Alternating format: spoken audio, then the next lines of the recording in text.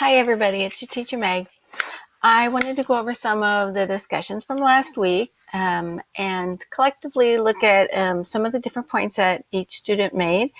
And we put them together, and there's some really great observations about focal points that I wanted to make sure everybody understood. So first we have something from Juan Pablo, and he pointed out the directional force is everyone looking towards him. So this is, the discussion about the focal point regarding Leonardo da Vinci's Last Supper painting. So he pointed out the directional force is everybody looking towards Jesus, and that's an excellent point because the line of sight is such a really strong pull for us as human beings. I guarantee if you're walking down the street and you saw somebody and they were going like this, there's no way you couldn't look, right? You have to follow the line of sight. It's a really, really powerful thing for us as human beings. So with a lot of eyes on Christ in the center, a lot of our attention goes there too, making him the focal point. Of course, the lighting, the three windows from the background. So Irene Lagunas pointed out the three windows, and that there's a slightly bigger one for Christ, and also that creates kind of a halo effect. If you notice, right, there's this glow around Christ's head. So good observation, Irene. So this is from McKenna, and she noticed that there's a balance on each side with the men divided up. So there's a very clear kind of numerical balance there, right? There's equal amounts. There's actually two groups of three apostles. So there's four groups total, three in each group. The numbers were a way of feeling really logical to Renaissance painters, and they actually had some symbolism to them. I don't want to get into all that now, but that's a great observation about the numbers and how Leonardo played with numbers very strategically, very purposefully. Let's see, Catherine pointed out that there's people facing and pointing at Jesus. So again, a point is a really strong directional force that pulls our eye.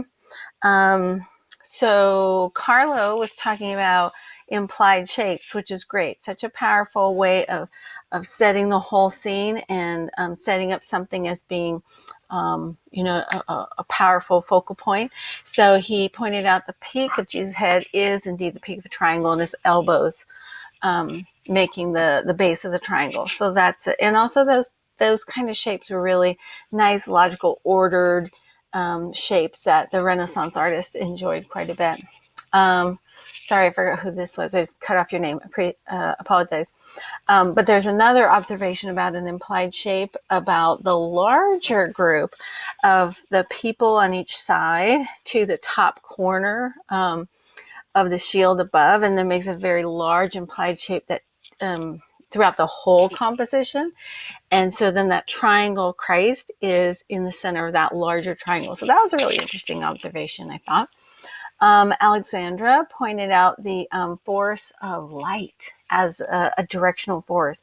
And, we tend to think of light as very soft and kind of falling on things. But if you think of sunlight, it really has a beam, right? It comes from one place and goes to another place and hits it. So to think of light as a directional force is very, very accurate. And then she made this wonderful description. I just put the cascade behind him, drawing my eyes immediately.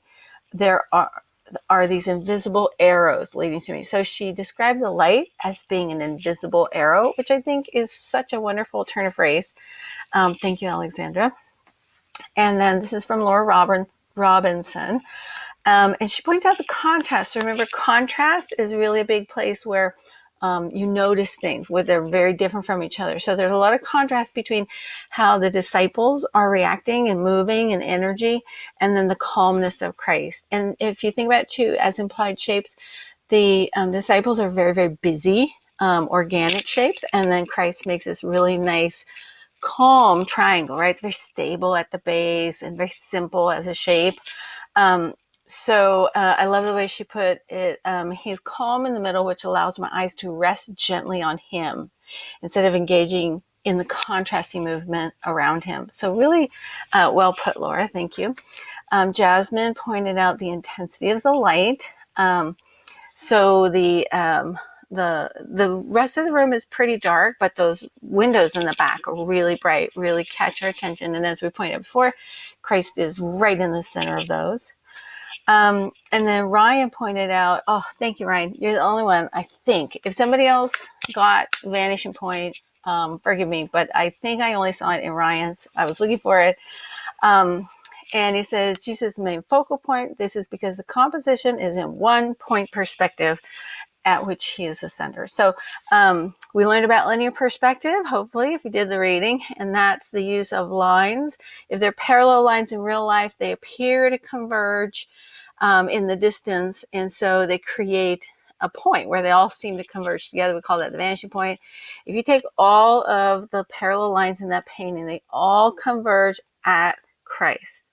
So he is located right where the vanishing point of the linear perspective is. So thank you, Ryan, for pointing that out. And then we have Sandra, who pointed out the vibrant colors. Sorry, we're on to the next painting. I'm going to skip the Albrecht Dürer and go to the Jan van Eyck Arnolfini Devil Portrait.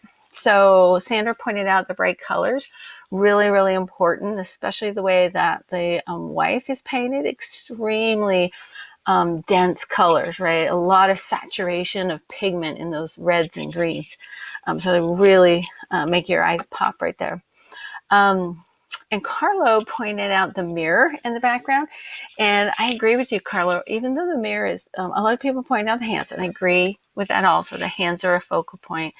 But the mirror is such an unusual thing in the background, and there's a lot of space around it, and there's it's almost like inside of a triangle of space, and it just really stands out. It's almost like a bullseye, or target, and so that's really interesting, and it does really catch your eye. And Van Eyck bothered to put a lot of little tiny detail in there too, so you kind of like want to find out what it is. Sorry, I lost the student's name on this one, but somebody made the great point of their unionized hands, and that their skin is so bright in contrast to everything that's dark around them, so that fair skin being illuminated. He described it as the invisible arrows daring you to them. I think he meant drawing you to them. But anyway, I like that description of invisible arrows. So good job. This is from Pablo again, the directional force of the line of sight. So both of the, each of the couple, the man and the woman, are both looking down at the hands. So again, that line of sight really going with the line of the hands and then the brightness of the hands, really making that a very clear focal point. And then Michael made a really good point here about the hand placed on top of her belly. And that's a really understated thing, Michael, but I think really, really powerful. Simple gestures. We as humans are trained to read body language very down to very small details. So that little gesture of her holding that area of her dress is, I agree with you, a very, very powerful thing that draws our attention. I do want to point out, however, that a lot of people describe the woman as being pregnant. And if you watched the video, you would have learned that she was not pregnant.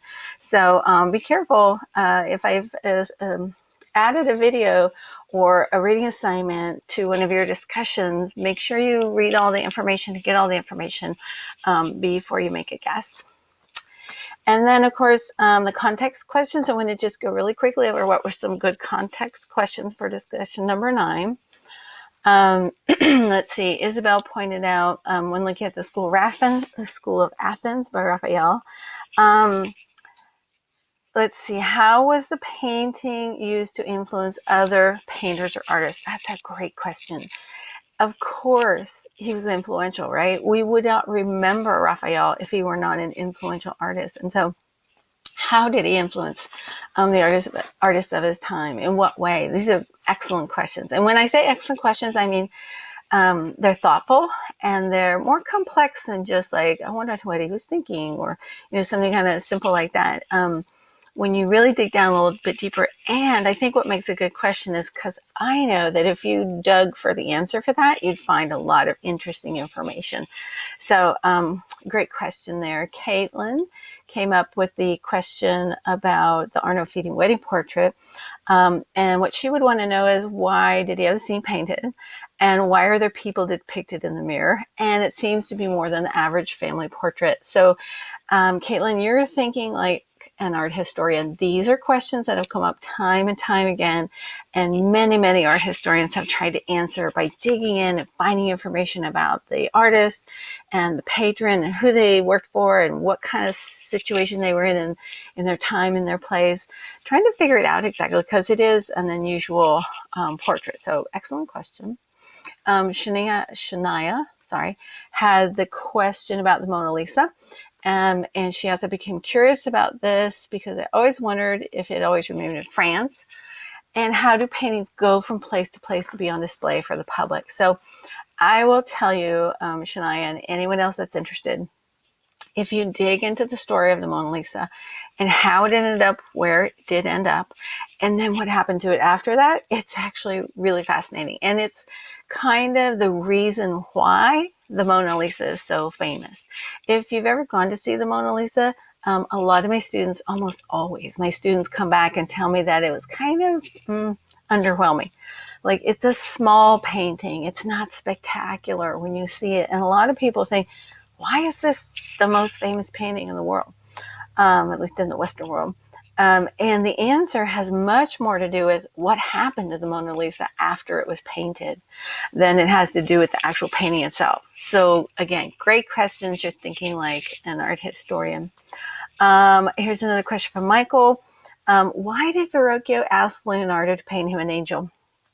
And I don't see many collaboration paintings. And you're right, Michael, you wouldn't have considered this a collaboration. A collaboration is where two artists or people work together kind of equally, going back and forth and creating it with a kind of equity. But that wasn't what the situation was here. And the situation was that they were working in a workshop, or what's called an atelier. And Leonardo was working for Verrocchio. And Verrocchio probably gave him that job to paint the angel because he didn't want to do it. It also might have been a test for how Leonardo might move up in his standing in the workshop. And again, really great question, because that has so much to do with how paintings were made back in the Renaissance. Alexander asked a great question. Why all nude women lay in a certain position? This is a fabulous question, Alexandra, and I would love to see what you come up with if you dig into this question, because it's one of those things that we've kind of come to accept as what we call a convention, the way things are just always done. And we've seen so many paintings with women in that same pose, right? And we don't even think twice about it because it's something that's so common in painting. But why? What a great question, Alexandra. Why? Why did it happen that way? Where did that notion come from? Who got what benefit out of that? And I think that's kind of a question that you'll never answer, because there's so much to discover when you start looking into that. So all of these are really great questions, wonderful discussions. Thank you so much for everyone for your participation, and I will see you online. Thanks. Bye.